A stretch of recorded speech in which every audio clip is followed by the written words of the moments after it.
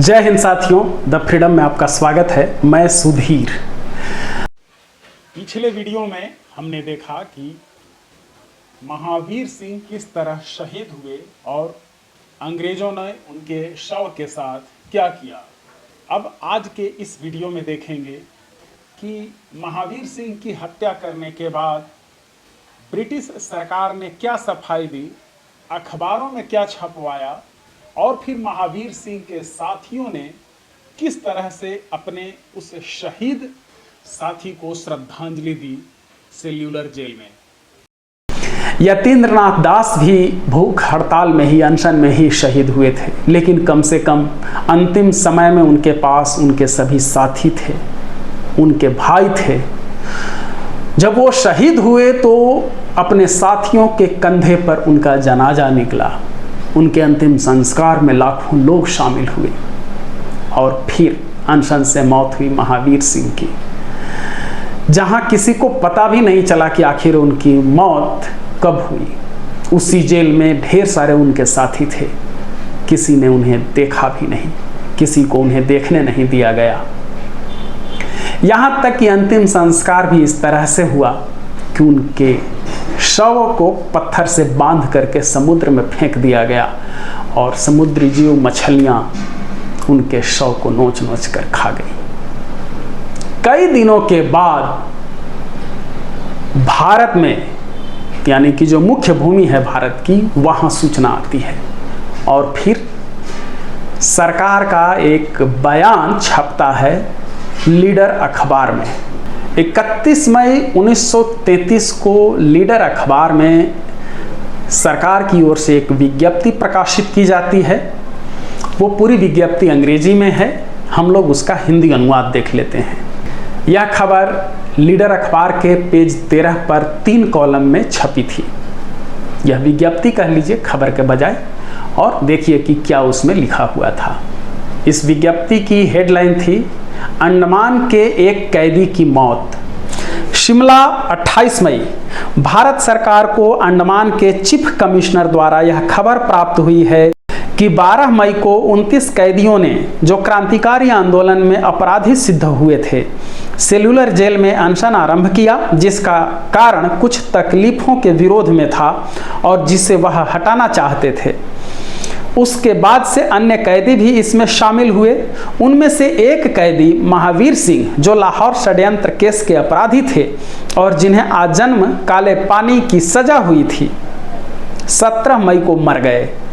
उन्होंने 12 मई को अनशन आरंभ किया था। 16 मई तक उनकी हालत संतोषजनक रही, यद्यपि वह कमजोर थे। 17 मई को प्रातःकाल सीनियर मेडिकल ऑफिसर ने उन्हें देखा और यह ख्याल किया कि उनकी शारीरिक अवस्था उस समय पर ऐसी थी कि उन्हें कृत्रिम भोजन पहुंचाया जाए। तदनुसार 11 बजे दूध के साथ शक्कर नासिका द्वारा पहुंचाई गई। मरीज ने घोर सामना किया। दोनों ही समय जबकि नली डाली गई और जबकि दूध पहुंचाया गया।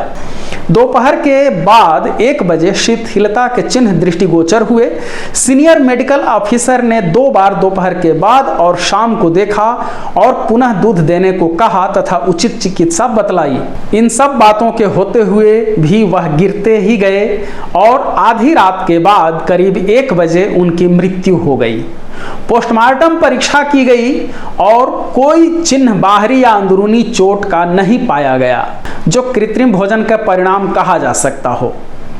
मरीज ने अपनी कमजोर हालत होते हुए भी कृत्रिम भोजन का जो मुकाबला किया था, वही उसकी घातक शारीरिक शिथिलता का कारण थी, जिसने कि उनको निढाल बना दिया और अंत में मृत्यु हो गई। चीफ कमिश्नर को पूर्ण संतोष है कि जिस क्षण से कृत्रिम भोजन देने का निश्चय किया गया था, उसी क्षण से सभी उचित प्रबंध रखा गया था। इस समय 1-2 को छोड़कर 93 कैदी भूख हड़ताल कर रहे हैं। खबर मिली है कि उन सब की हालत संतोषजनक है। तो ये सरकार की लीपापोती थी महावीर सिंह की मृत्यु के बाद। उधर जो उनके बाकी साथी क्रांतिकारी थे, जब उन्हें ये पक्का हो गया कि महावीर सिंह उनके बीच अब नहीं रहे, उनकी मृत्यु हो गई है, शहीद हो चुके हैं, तो अपने ढंग से उन्होंने सलामी दी रात के 8 बजे अपने अपने सेल के दरवाजे पर सभी खड़े हुए और जैसे ही घड़ी में 8 बजे का वो जो अलार्म बजता है, घड़ियाल बजता है, वो बजा। सभी कैदियों ने एक साथ अपने अपने दरवाजे पर खड़ा होकर नारा लगाया, इनकलाब जिंदाबाद। ये आवाज़ पूरी जेल में गूंज उठी, क्योंकि सभी कैदियों ने एक साथ कहा था। और जैसे ही इसकी प्रतिध्वनि शांत होती है, फिर से सभी ने कहा, इनकलाब जिंदाबाद। और एक बार फिर, इनकलाब जिंदाबाद। इस तरह से 3 बार गगनभेदी इनकलाब जिंदाबाद के नारे से क्रांतिकारियों ने अपने शहीद साथी महावीर सिंह को श्रद्धांजलि दी, अंतिम सलामी दी। ये आप सुन रहे थे महावीर सिंह की शहादत की कहानी। महावीर सिंह से जुड़ी हुई और भी कहानियाँ हम लोग आगे वीडियो में देखेंगे। इसमें इतना ही। और वीडियो खत्म होने से पहले आप सभी से गुजारिश है कि आपकी जानकारी में जितने लोग भी क्रांतिकारियों में रुचि रखते हैं, उन्हें इस चैनल के बारे में बताएं। अधिक से अधिक आप लोग फॉरवर्ड करें। धन्यवाद साथियों। जय हिंद। इनकलाब जिंदाबाद।